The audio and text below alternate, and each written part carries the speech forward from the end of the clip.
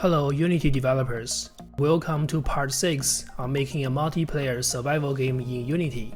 In today's video, we are going to talk a little bit about damage registration in networked games. Damage registration can become very complicated, especially for a competitive shooter game. The game needs to compensate for the latency of the gunfires, and you need to think about how much the game should favor the experience of the shooter to the experience of the shots receiving players. But for our survival game, players are not playing against each other, so we are going to make our damage registration fairly simple. We are going to use an integer sync property to update the enemy health, and when players land their shots on the enemies, we are going to modify that integer sync property. And when the value of the sync property reaches 0, we are going to let the host player destroy the enemy across the network. And now let's get to it. So first of all, we need to add a sync property agent to the robot prefab.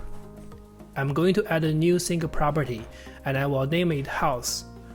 Make sure to set its type to integer. And I'm going to open the health script. I will add a constant string health for the name of the sync property.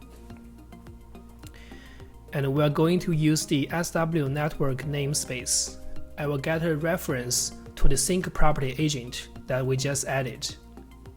The sync property agent automatically fetches its sync property for us, and it will notify us when the sync property is ready to use. So I'm going to add a handler method for the onReady event for the health sync property. And inside of the method, I'm going to check the version of the sync property first. If the version is 0, it means the sync property has never been modified before. So I'm just going to set it to the maximum health point because that's the initial health point for the enemies in our game. And after that, I'm going to add another handler method for the onValueChanged event of the health sync property. And inside of the method, I'm going to get the current HP first, and I will pass the current HP to the HP updated virtual method. And now I'm going to remove the current HP field of the health class because we will be using the health sync property. And in our project, the bot health and the player health are derived classes of the health class, and they have different implementations of the HP updated method. For example, in the bot health class, we are going to kill the robot when its HP equals 0. And let's go back to the health script. We still need to fix the got hit method. It's going to be a simple fix because we just need to copy the code to get the value of the health sync property. We want to keep the logic of calculating the new HP, and at the end, instead of calling the HP updated method, we're going to modify the health sync property. So what happened here is that when an enemy got hit, we will calculate its new HP and modify its health sync property.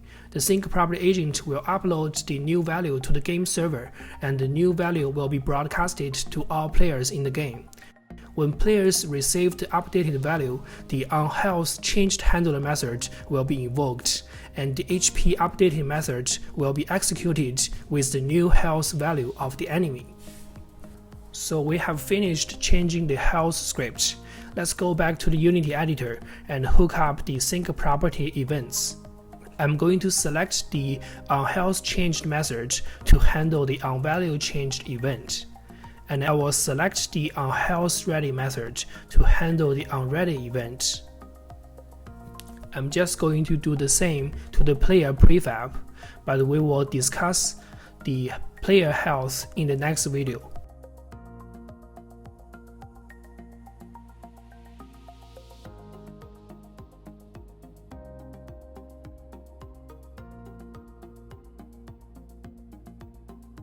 Make sure you apply the changes to the prefab. In our game, the player's shooting state is synchronized to its remote duplicates, and we don't want to register the damage of the shots from the player's remote duplicates. and I'm going to change the deal damage method so that only the shots from the source player deals damage. And we can simply do that by checking the isMine property of the network ID component.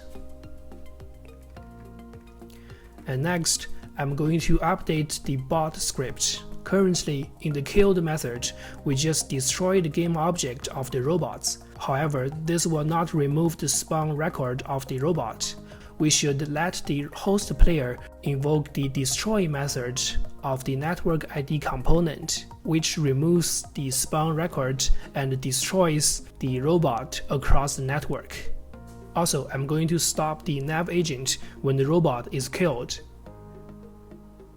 I'm going to use the invoke method to add a 3 seconds delay before we destroy the robot, and this will allow the death animation of the robot to finish. And we can go back to Unity editor.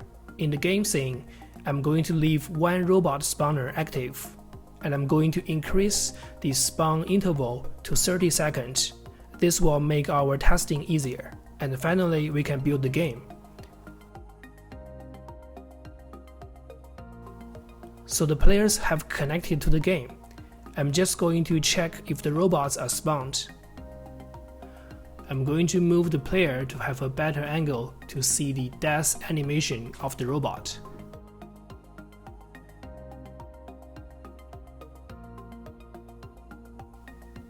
It looks like it's working. The dead body of the enemy robot is removed as well. I'm just going to use the game client to test the machine gun.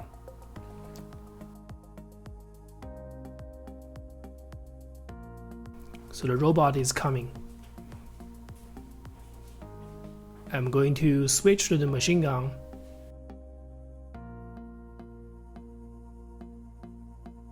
And it's looking good. And that's it for today's video. Please join our Discord server if you have questions about the tutorial or you just want to learn more about the SW Network SDK. And thank you for watching. I will see you in the next one.